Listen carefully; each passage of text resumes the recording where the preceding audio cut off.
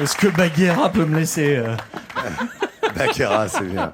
Regarde-moi. Bayonne, c'est la porte d'entrée du Pays Basque, c'est la porte d'entrée de cette côte basque avec de l'Adour à la Bidassoa, des paysages variés qui peuvent être grandioses. Bayonne, c'est une ville par trop méconnue, avec ces 3 quartiers que nous allons découvrir cette semaine, des quartiers délimités par la confluence de la Nive qui est derrière nous et de l'Adour. Alors on va commencer la balade par le Grand Bayonne, la vieille ville. On va se rendre compte que Bayonne possède un patrimoine magnifique qui l'a fait largement figurer parmi les plus belles villes de France.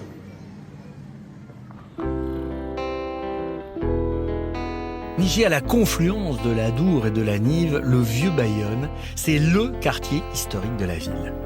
Il y a l'eau, il y a la lumière, il y a le bois de toutes les couleurs, et les pavés qui jonchent les ruelles tortueuses. Sous le vernis touristique de la ville, Bayonne regorge d'un patrimoine exceptionnel qui ne se dévoile qu'aux plus curieux. L'un d'entre eux est néo-zélandais. Andy est tombé sous le charme de ce bijou du littoral atlantique. Installé ici depuis 30 ans, il est même devenu guide touristique. Et depuis, il n'a de cesse de percer encore et encore les secrets de cette ville colorée. On tombe de plus en plus amoureux de la ville, ça n'arrête pas. Je m'en lasse jamais de faire les visites guidées ici ou de me promener à Bayonne. C'est un très bon signe. Je m'ennuie jamais à Bayonne, donc tant mieux.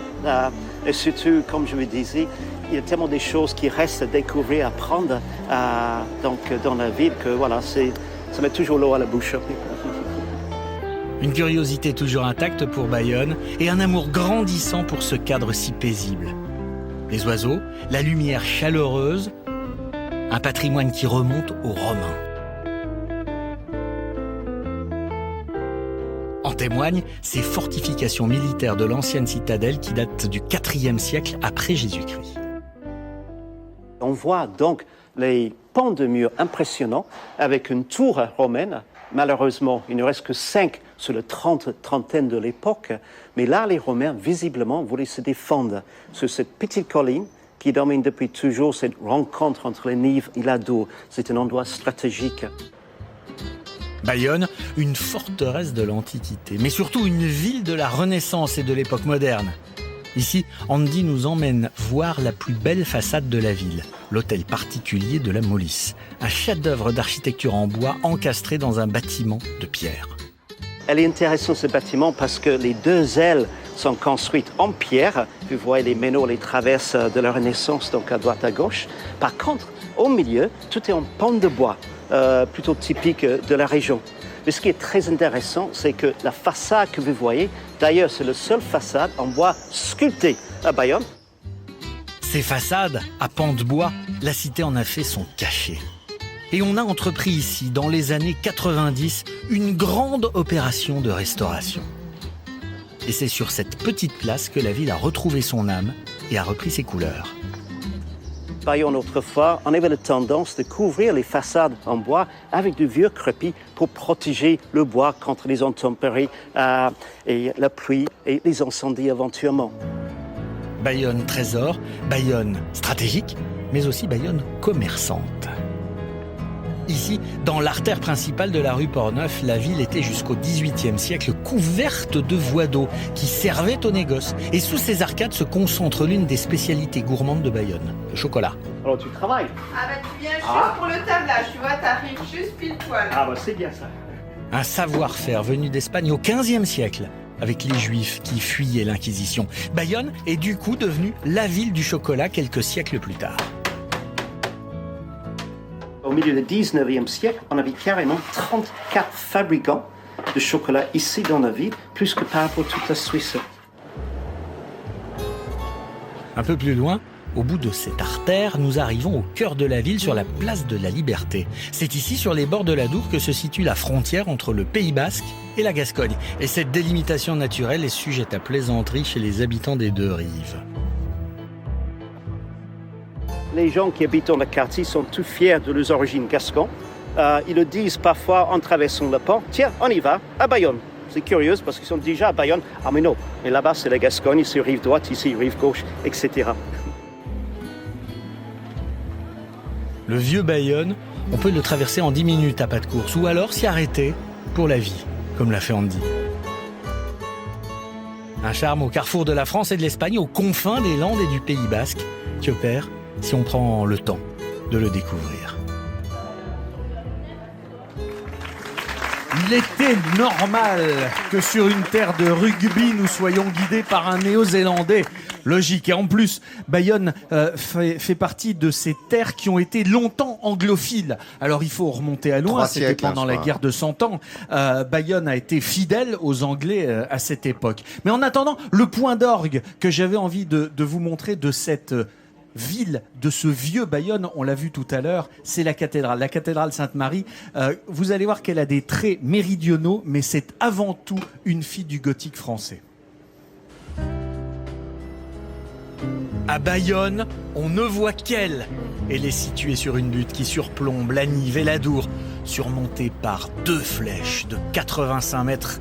La cathédrale Sainte-Marie domine toute la cité basque. La cathédrale Sainte-Marie est construite avec 2 types de pierres. Les mousserolles de couleur ocre et les bidaches de couleur blanche. Cette diversité lui vaut aujourd'hui d'être inscrite au patrimoine mondial de l'humanité. À l'intérieur, elle se visite comme un musée. Mais c'est avant tout le siège épiscopal du diocèse de Bayonne. Celui qui en est à la tête, c'est Lionel. Il est le recteur de la cathédrale et tous les jours, c'est lui qui célèbre la messe, comme ici dans sa chapelle. Le Seigneur soit avec vous. Ce prêtre a 2 passions. Une première pour le Christ, une seconde pour sa cathédrale. Lionel est littéralement amoureux de ce monument. Et pour lui, célébrer la messe dans un tel écrin est un véritable cadeau du ciel. C'est une belle cathédrale qui a une belle unité de style et c'est toujours très émouvant de pouvoir célébrer dans cette cathédrale parce qu'il y a quelque chose de grand et qui dépasse le petit homme que je suis.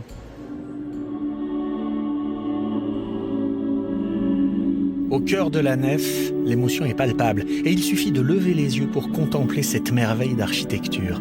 Des vitraux sublimes, ils datent de la Renaissance.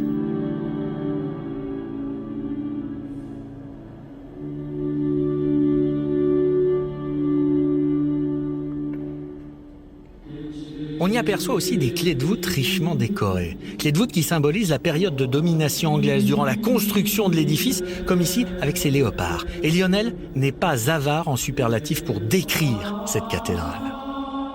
C'est vrai que la cathédrale de Bayonne, c'est un joyau et qui est en plus un signe de reconnaissance de Bayonne parce que de loin, d'aussi loin qu'on vienne, on peut voir ces 2 flèches qui montent très très haut dans le ciel, à plus de 80 mètres et qui sont le symbole de Bayonne. Et rien ne vaut le panorama sur le cloître depuis le sommet de la cathédrale avec, en prime, une vue imprenable sur toute la ville de Bayonne.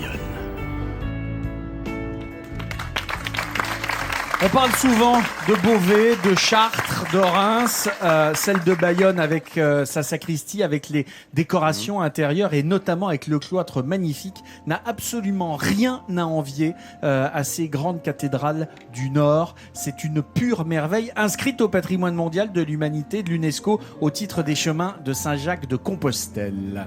Avec une très belle lumière là qu'on a eue, hein, lever de Lumière soleil le magnifique matin. avec ces images de drone où on monte le long de ces flèches à plus de 80 mètres de haut.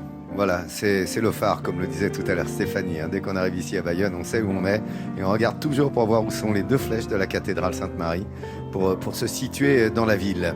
Merci beaucoup Jean-Seb. Tout au long de la semaine, tu vas nous faire découvrir des images d'exception et évidemment cette culture bayonnaise dont tu vas nous parler tous les matins.